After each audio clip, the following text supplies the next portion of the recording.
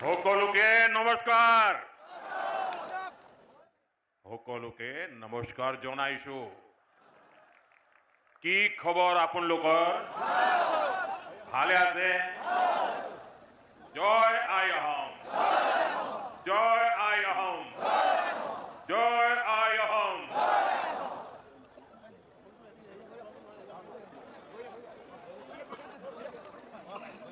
मैं असम भारतीय जनता पार्टी के सभी कार्यकर्ताओं का हृदय से बहुत बहुत अभिवादन करता हूं, अभिनंदन करता हूं।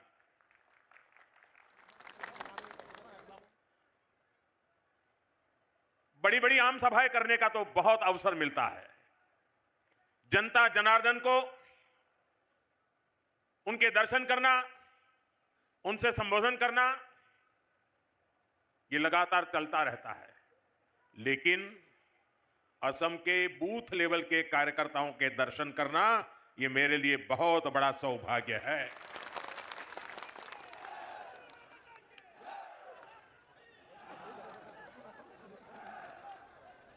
आज भारतीय जनता पार्टी जहां पहुंची है, उसका श्रेय, उसकी क्रेडिट अगर किसी को मिलती है तो वो सिर्फ और सिर्फ भाजपा के कार्यकर्ताओं को मिलती है। हमारा विश्वास संगठन में है। हम राष्ट्र जीवन में परिवर्तन का आधार संगठन की शक्ति मानते हैं और इसलिए इतनी बड़ी तादाद में जमीन की जड़ों से जुड़े हुए कार्यकर्ताओं का दर्शन करना, यह अपने आप में बहुत बड़ा सौभाग्य है। साथियों, हम लोग एक ही मंत्र को लेकर के जिए हैं। हम लोग एक ही मंत्र को साकार करने के लिए अपने आप को खपा रहे हैं और वो मंत्र है भारत माता की जय। दोनों मुट्ठी बंद करके पूरी ताकत से मेरे साथ बोलिए, भारत माता की, भारत माता की, भारत माता की, वंदे वंदे वंदे। यहां इस विशाल कार्यकर्ता सम्मेलन में आए हुए भाजपा के हर एक कार्यकर्ता का मैं हृदय से स्वागत करता हूं, अभिनंदन करता हूं।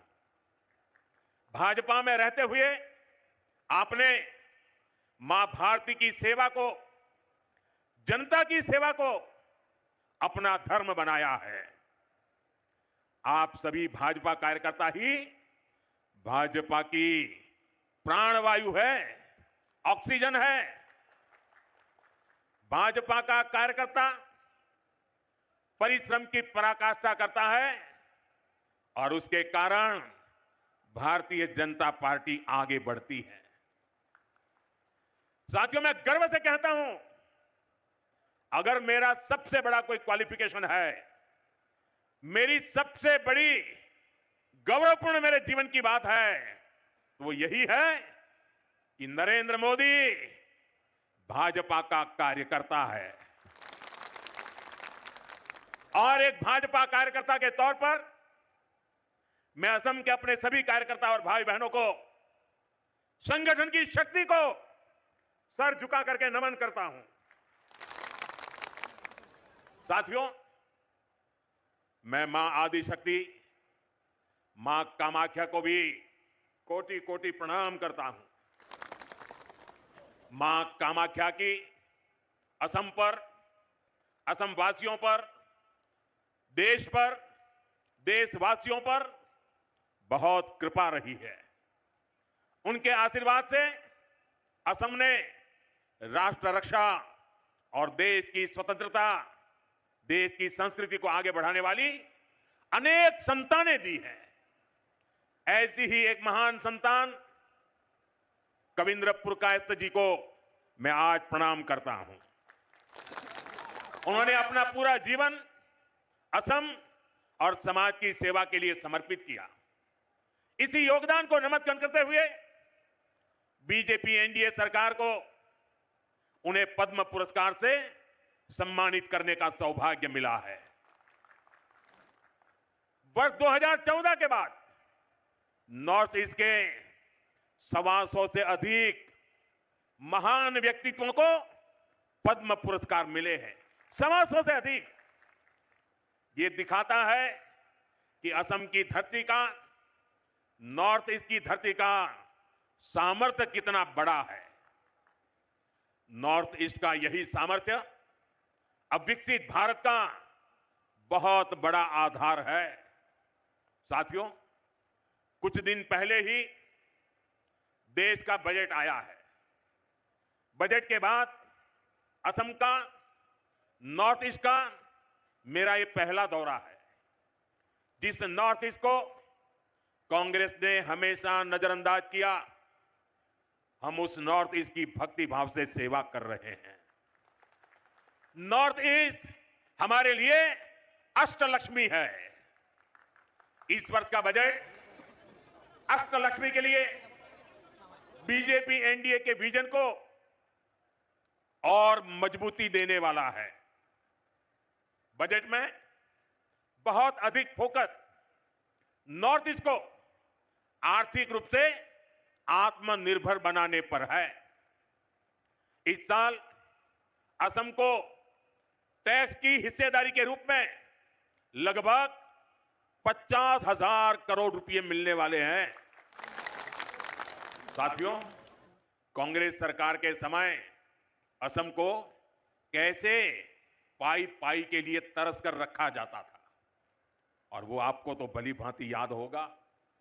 कांग्रेस के समय असम को टैक्स के हिस्से के रूप में सिर्फ 10,000 करोड़ रुपया मिलते थे।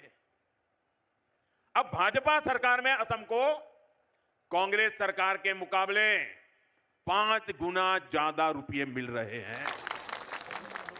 अगर मैं पिछले 11 वर्ष की बात करूं तो असम को तमाम विकास परियोजनाओं के लिए केंद्र सरकार से 5.5 लाख करोड़ रुपए से अधिक मिले हैं। यह आंकड़ा आपको याद रहेगा? मैं जो आंकड़ा बोल रहा हूं याद रहेगा आपको? फिर से एक बार बोलता हूं, केंद्र सरकार से 5.5 लाख करोड़ रुपए से अधिक मिले हैं। कितने? कितने? पीछे से आवाज आनी चाहिए। कितने? आप मुझे बताइए कितने? और जोर से बोलिए कितने? साथियों, आप मुझे बताइए, जो कांग्रेस असम के विकास के लिए पैसे देने से भी बचती हो, वो कांग्रेस क्या असम का विकास कर सकती है? असम का विकास कर सकती है? कभी भी कर सकती है? आपका भला कर सकती है? यहां के युवाओं का भला कर सकती है? यहां के किसानों का भला कर सकती है? यहां के गांव का भला कर सकती है? साथियों, इस साल के बजट में नॉर्थ ईस्ट की कनेक्टिविटी को और अधिक मजबूती देने का काम किया गया है। कनेक्टिविटी बढ़ती है तो रोजगार के अवसर भी बढ़ते हैं। इसलिए असम में हाईवे और अन्य रोड प्रोजेक्ट के लिए करीब हजारों करोड़ रुपए देना तय हुआ है। बजट में जो घोषणा हुई है उससे असम में टूरिज्म का भी विस्तार होगा। अभी आपने देखा होगा, परीक्षा पे चर्चा का कार्यक्रम गुवाहाटी में हुआ था। हमने ब्रह्मपुत्र नदी में क्रूज पर विद्यार्थियों से चर्चा की थी। आने वाले समय में ब्रह्मपुत्र पर ऐसे ही रिवर टूरिज्म को और बढ़ाया जाएगा।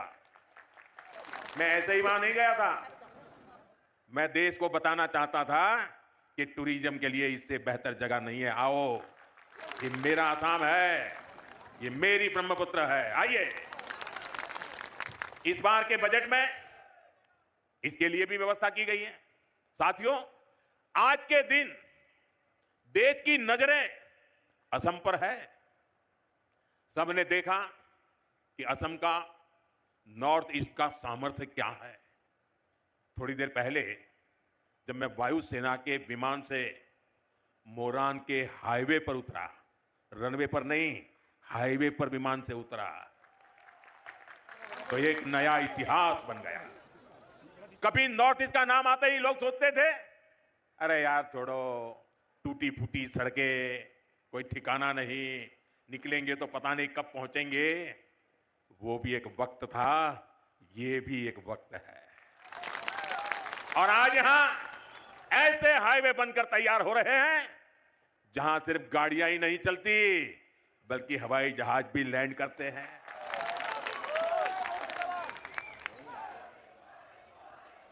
साथियों, आप मुझे बता दीजिए, आपके हाईवे पर विमान लैंड हो, ये आपको गर्व हुआ कि नहीं हुआ? गर्व हुआ कि नहीं हुआ? तो जरा अपना मोबाइल निकालिए और फ्लैश लाइट कीजिए। आपको गर्व हुआ है ना? मोबाइल फोन निकालिए और फ्लैश लाइट कीजिए सबके साथ, दूर दूर तक। ये गर्व की पल है, ये असम का बदलता हुआ मिजाज है। हाथ बराबर ऊपर करके दिखाइए। आपको गर्व हुआ कि नहीं हुआ? गर्व से मन भर गया कि नहीं भर गया? बोलिए भारत माता की। साथियों, असम का इतना विकास इसलिए हो रहा है क्योंकि यहां आप सभी की मेहनत से बीजेपी सरकार बनी है। यहां के नागरिकों ने भाजपा पर भरोसा किया है। आपने मेरा बूथ सबसे मजबूत, मेरा बूथ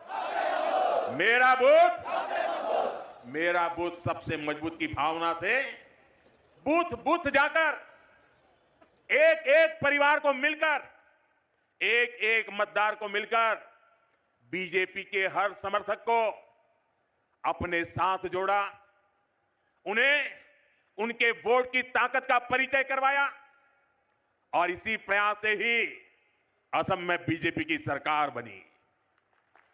असम के इसी आशीर्वाद के कारण, असम के नागरिकों के वोट के कारण यहां लाखों गरीबों के घर बने, लाखों परिवारों में शौचालय की व्यवस्था हुई, पीने का साफ पानी उनके घर तक पहुंचा। आप मुझे बताइए, गरीब को घर मिलता है तो पुण्य मिलता है कि नहीं मिलता है? गरीब के घर में टॉयलेट बनता है तो पुण्य मिलता है कि नहीं मिलता है? गरीब के घर में पीने का पानी पहुंचता है तो पुण्य मिलता है कि नहीं मिलता है? इस पुण्य का हकदार कौन है? इस पुण्य का हकदार कौन है? एक पुण्य का हकदार कौन है? इस पुण्य का हकदार भारतीय जनता पार्टी के बूथ का कार्यकर्ता है। गरीबों को आयुष्मान योजना का लाभ मिला, उन्हें सुरक्षा और आत्मविश्वास मिला। इसलिए इस बार भी आपको ऐसे ही अपने बूथ पर एक एक वोट पर ध्यान रखना है। रखोगे? अब और कुछ मत करो, बस पूरी ताकत बूथ में लगा दो। आपका बूथ विजयी होगा तो बीजेपी विजयी होगी कि नहीं होगी? आपको विजय पाना है तो कहां पाना है? बूथ में विजय पाना है। साथियों, आज देश को सिर्फ एक और इमरजेंसी लैंडिंग स्ट्रिप नहीं मिली है, ये इस बात का भी प्रमाण है कि नया भारत अपनी सुरक्षा के लिए हर तरह से तैयार हो रहा है। आज का भारत न सिर्फ अपनी सीमाओं को सशक्त कर रहा है, बल्कि देश के दुश्मनों को उनके घर में घुसकर जवाब भी देता है। साथियों, आज ही पुलवामा हमले की बरसी है। मैं इस हमले में जान गंवाने वाले मां भारती के वीर सपूतों को नमन करता हूं। इस आतंकी हमले के बाद भारत ने जिस तरह आतंकियों को सजा दी, वो पूरी दुनिया ने देखा है और कुछ लोग तो आज भी कांप रहे हैं। अभी आपने भारतीय शक्ति ऑपरेशन सिंदूर में भी देखी है। लेकिन साथियों, मैं आपसे जानना चाहता हूं, क्या कभी कांग्रेस से हम देश हित के लिए इतनी हिम्मत के साथ फैसले करने की ताकत थी क्या? वो कर सकते थे क्या? वो ज्यादा से ज्यादा बयान दे सकते हैं, वो कुछ नहीं कर सकते। जो कांग्रेस भारत को राष्ट्र मानने से भी इनकार करती हो, जो सवाल करते हैं कि मां भारती क्या होती है, जो मां भारती के नाम तक से परहेज करती हो, जो मां भारती के प्रति जरा सा सम्मान तक नहीं दिखाते, वो कांग्रेस कभी भारत का भला नहीं कर सकती। इसलिए कांग्रेस ने कभी देश की सुरक्षा को प्राथमिकता नहीं दी। कांग्रेस की सरकारों के इसी नकारेपन से पूरा नॉर्थ ईस्ट डर और असुरक्षा में जीता था। कांग्रेस ने हमेशा देश को खतरे में डाल के रखा। कांग्रेस के समय में जब भी सेना के लिए हथियार खरीदे गए, उसका मतलब होता था हजारों करोड़ का घोटाला। साथियों, आज देश अपनी सेनाओं को मजबूत कर रहा है। भारत अपनी सीमाओं पर शानदार हाईवे, शानदार टनल्स, ऊंचे ऊंचे ब्रिज, आधुनिक एयरफील्ड, ये सब बना रहा है, देश की सुरक्षा बढ़ा रहा है। और इसलिए कांग्रेस बौखलाई हुई है। उनको यही हो रहा है कि मोदी सब कैसे कर लेता है।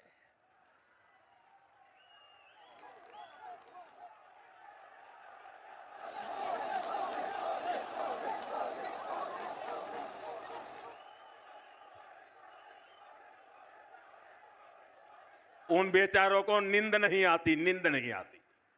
और जब नींद नहीं आती है तो दिन में कुछ भी बोलते रहते हैं।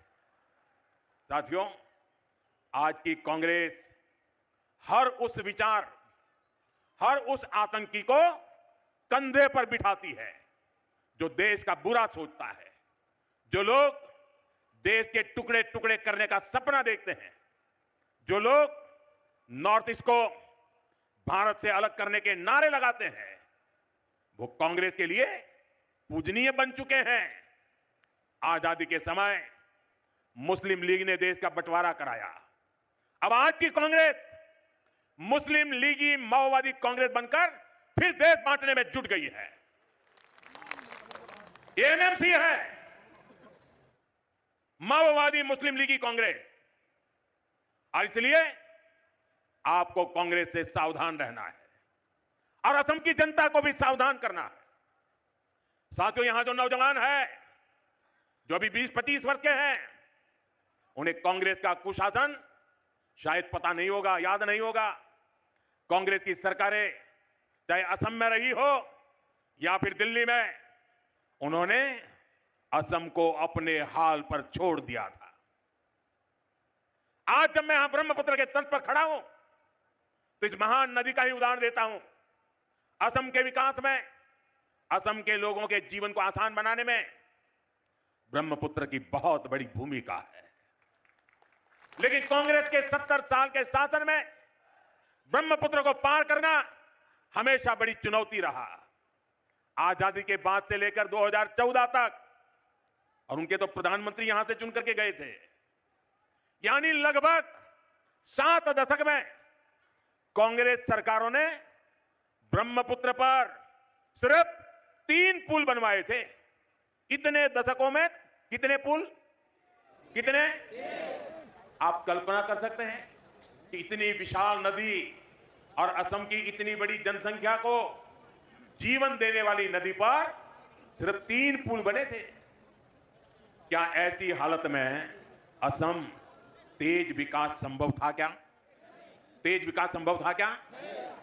मेरे कार्यकर्ता साथियों, 2014 में आपकी मेहनत का परिणाम था कि मुझे भारत सरकार में देश की सेवा का अवसर मिला। और उसके बाद 2-3 साल बाद आप सभी भाजपा कार्यकर्ताओं ने यहां डबल इंजन सरकार बनाई। और इसका नतीजा क्या हुआ? बीते 10-11 वर्षों में बीजेपी एनडीए सरकार ने ब्रह्मपुत्र नदी पर 5 बड़े पुल पूरे किए हैं। ये आंकड़े याद रहेंगे ना? कांग्रेस की 70 साल की सत्ता में सिर्फ 3 पुल बने थे, लेकिन हमने सिर्फ 10 वर्षों में 5 पुल बनाए हैं। यानी कांग्रेस ने असम को सिर्फ समस्याएं दी, जबकि बीजेपी ने असम को समाधान दिए हैं। साथियों, आज गुवाहाटी के दो हिस्सों को जोड़ने वाले शानदार पुल का भी लोकार्पण हो गया है। इस सेतु का नाम प्राचीन कामरूप के महाप्रतापी सम्राट कुमार भास्कर वर्मन जी के नाम पर रखा गया है। ये लोग होते तो अपने परिवार पर ही नाम चढ़ा देते। यानी ये भास्कर सेतु असम के आधुनिक इंफ्रास्ट्रक्चर और असम के समृद्ध इतिहास का संगम है। ये इस बात का प्रमाण है कि बीजेपी तेज विकास करती है और विरासत को भी आगे बढ़ाती है। साथियों, इस नए सेतु के बनने से गुवाहाटी देश का एक बड़ा ग्रोथ सेंटर बनने की दिशा में आगे बढ़ेगा। 6 लेन के इस ब्रिज से नौजवान हो या बुजुर्ग, किसान हो या उद्यमी, सबको फायदा होगा। और मैं आपको एक और बात बता दूं, यहां अभी ऐसे कई सारे पुलों पर काम चल रहा है। जब ये सभी तैयार हो जाएंगे तो असम और नॉर्थ ईस्ट के विकास को बहुत तेज गति मिलने वाली है। भाइयों और बहनों, कांग्रेस के दशकों के कुशासन की सबसे बड़ी वजह रही है कांग्रेस की तुष्टीकरण की राजनीति, वोट बैंक पॉलिटिक्स। कांग्रेस ने असम को हमेशा वोट के चस्पे से ही देखा। कांग्रेस ने हर वो काम किया जिससे तुष्टीकरण को बढ़ावा मिले और हर वो काम रोका जिससे असम का विकास हो। कांग्रेस के समय केंद्र सरकार की योजनाओं को असम तक पहुंचने में भी बरसों लग जाते थे, लेकिन साथियों, बीजेपी ने असम के विकास को, नॉर्थ ईस्ट के विकास को हमेशा प्राथमिकता दी है। बीते 11 वर्षों में देखिए, जब भी कोई नई शुरुआत देश में हुई तो तुरंत उसका लाभ नॉर्थ ईस्ट को भी मिला, कोई भी विलंब के बिना मिला। देश में semi high speed Vande Bharat ट्रेनें लॉन्च हुई तो असम और नॉर्थ ईस्ट बीच से शुरुआत में ही कनेक्ट हो गया। अभी कुछ समय पहले देश की पहली स्लीपर वंदे भारत ट्रेन असम से ही शुरू हुई है। जब देश ने तय किया कि अब सेमीकंडक्टर सेक्टर में तेजी से काम करना है और असम इस सेक्टर में भी ग्रोथ इंजन बन रहा है, और वो दिन दूर नहीं जब असम की चाय की तरह ही असम में बनी चिप्स की भी पूरी दुनिया में चर्चा होगी।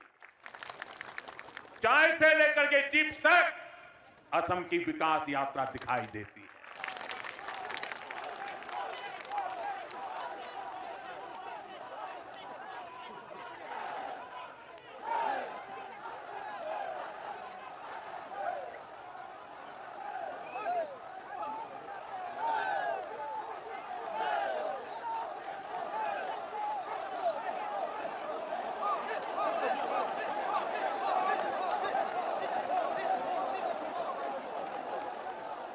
साथियों, असम का ये प्यार मैं कैसे भूल सकता हूं, लेकिन मैं असम को वादा करता हूं, आपने मुझे जो प्यार दिया है ना, मैं उसे ब्याज समेत लौटाऊंगा और विकास करके लौटाऊंगा।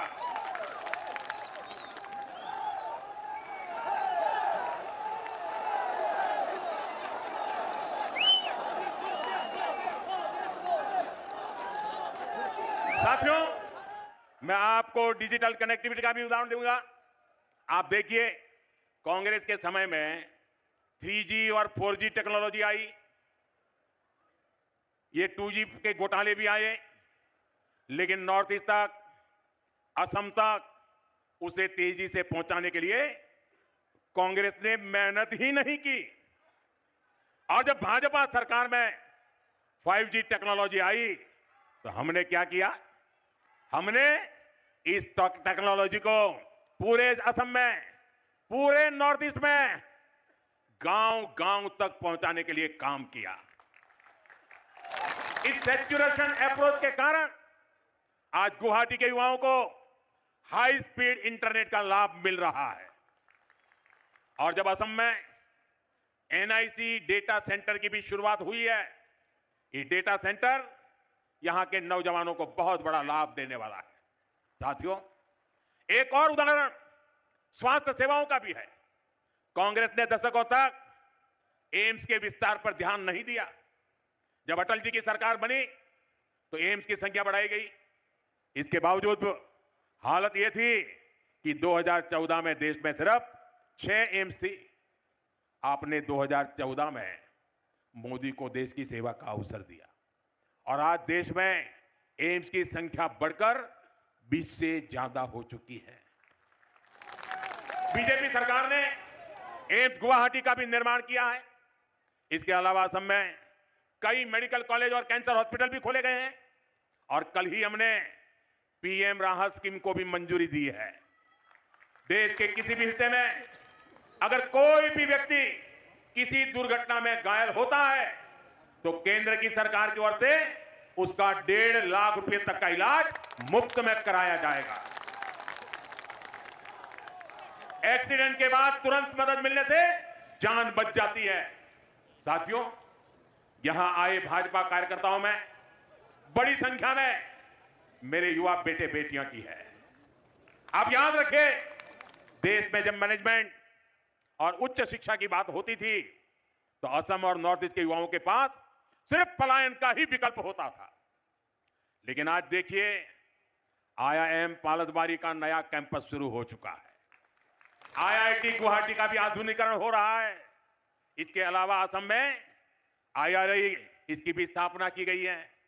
ये संस्थान असम में नई टेक्नोलॉजी लीडर्स को तैयार करेंगे। साथियों, आज केंद्र की बीजेपी एनडीए सरकार देश के छोटे छोटे शहरों में इलेक्ट्रिक बसों का जाल बिछा रही है।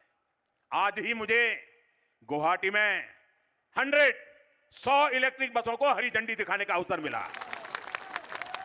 इस वर्ष के बजट में भी पूर्वोदय स्कीम के तहत 4000 इलेक्ट्रिक बसों की घोषणा की गई है। इससे आने वाले समय में बहुत बड़ी संख्या में असम को भी इलेक्ट्रिक बसें मिलने वाली है। साथियों, कांग्रेस ने असम के साथ एक और बहुत बड़ा अन्याय किया है। कांग्रेस ने असम को अशांत रखा, हिंसा और अलगाव में रखा। आजादी के बाद से ही असम बम बंदूक, बंद ब्लॉकेड और कर्फ्यू की चपेट में रहा और इसकी गुनहगार कांग्रेस ही थी। मुझे याद है, मैं जब यहां संगठन का काम करता था तो मैं वापिस जाने का भी कार्यक्रम बना के आता था, लेकिन यहां मैं कार्यक्रम नहीं कर पाता था। क्यों? कहीं ब्लॉकेड है, कहीं जा नहीं सकते, रास्ते बंद है। तो मुझे कभी कभी तो 3 दिन के लिए आया था, 7 दिन तक वापस नहीं जा पाता था, काम ही नहीं कर पाता था। यह हालत करके रखी थी। लेकिन साथियों, भाजपा एनडीए सरकार असम में शांति, बहाली और तेज विकास का संकल्प लेकर चल रही है। इसलिए जो असम कभी बम धमाकों से गूंजता था, उसी असम में अब शांति की स्थापना हो रही है। जिस असम में हर साल औसतन 1000 से ज्यादा लोग हिंसा में मारे जाते थे, आज वहां हिंसा की घटनाएं बंद हो रही है। पहली बार असम में बोडो, कार्बी, आदिवासी, डीएनएलए, उल्फा ऐसे हर संगठन से जुड़े साथियों ने बंदूक छोड़कर देश के संविधान का रास्ता चुना है, शांति और विकास की राह पकड़ी है। लेकिन मेरे कार्यकर्ता साथियों, आपको भूलना नहीं है, 10 वर्ष सत्ता से बाहर रहने की वजह से कांग्रेस और ज्यादा जहरीली हो गई है। उनके टॉप लीडर से नीचे तक उनके जुबान से जहर ही निकलता है। कांग्रेस असम को फिर से अशांति और अराजकता में झोंकना चाहती है। कांग्रेस असम को घुसपैठियों के हवाले करना चाहती है। आप इनके दिल्ली के नेताओं को देखिए, यहां जो इनके नेता हैं उनको देखिए, ये सब घुसपैठियों को बचाने में ही लगे हुए हैं। कांग्रेस असम की असल पहचान को मिटाना चाहती है। साथियों, आने वाले 5 साल असम के लिए बहुत महत्वपूर्ण है। इस दौरान ऐसे अनेक प्रोजेक्ट पूरे होने वाले हैं जो असम की ग्रोथ को नए पंख लगाएंगे और इसलिए यहां डबल इंजन की बीजेपी सरकार फिर एक बार बहुत जरूरी है। इसलिए बीजेपी के हर कार्यकर्ता को याद रखना है, असम के तेज विकास के लिए आपको एक बार, आपको एक बार, आपको एक बार, असम के युवाओं को रोजगार के लिए आपको एक बार, आपको एक बार, असम की बेटियों को नए अवसरों के लिए आपको एक बार, आपको एक बार, असम की पहचान बचाने के लिए आपको एक बार, आपको एक बार। साथियों, आज यहां आप सबका ये जोश देखकर असम की महाविजय का मेरा विश्वास और मजबूत हो गया है। मुझे पूरा भरोसा है इस बार और बड़े बहुमत से असम में हमारी सरकार की वापसी होने वाली है। लेकिन साथियों याद रखिएगा, हमें सिर्फ चुनाव ही नहीं जीतना है, हमें निरंतर असम के लोगों का मन भी जीतना है, उनका दिल भी जीतना है। आज के लिए असम के एक एक भाजपा कार्यकर्ता को, एक एक पदाधिकारी को, सभी पदाधिकारी को पूरे परिश्रम से काम करना है। जब तक असम में वोटिंग का काम पूरा नहीं होता है, जब तक काउंटिंग नहीं होता है, जब तक नई सरकार के, भाजपा की सरकार के शपथ नहीं होते हैं, तब तक हमें हर दिन अपने क्षेत्र के हर घर में जाना है, हर घर में लोगों को मिलकर उनकी आकांक्षा, अपेक्षा सुननी है, लोगों को अपने काम बताने हैं, उनके काम आना है। एक एक पन्ना प्रमुख, एक एक बूथ वर्कर को अगले 2 महीने खूब मेहनत करनी है। अगले 2 महीने एक एक घर में, एक एक असमिया भाई बहन तक अपनी सरकार के विजन को पहुंचाना है। साथियों, असम में तीसरी बार बीजेपी एनडीए सरकार असम के 3 गुना विकास का रास्ता बनाएगी। इसलिए हर एक कार्यकर्ता का एक ही मंत्र होना चाहिए, मेरा बूथ, मेरा बूथ, मेरा बूथ, मोर बूथ, मोर बूथ, मोर बूथ, मोर बूथ। साथियों, आप मेरा एक और काम करेंगे, पक्का करेंगे, ये सारी बातें याद रखेंगे, पूरी तरह लागू करेंगे, एक एक मतदाता तक पहुंचेंगे और उनको बताना, मोदी जी आपके लिए ही जी रहे हैं। बताएंगे, बताएंगे। बोलिए भारत माता की, भारत माता की, भारत माता की। बहुत बहुत धन्यवाद।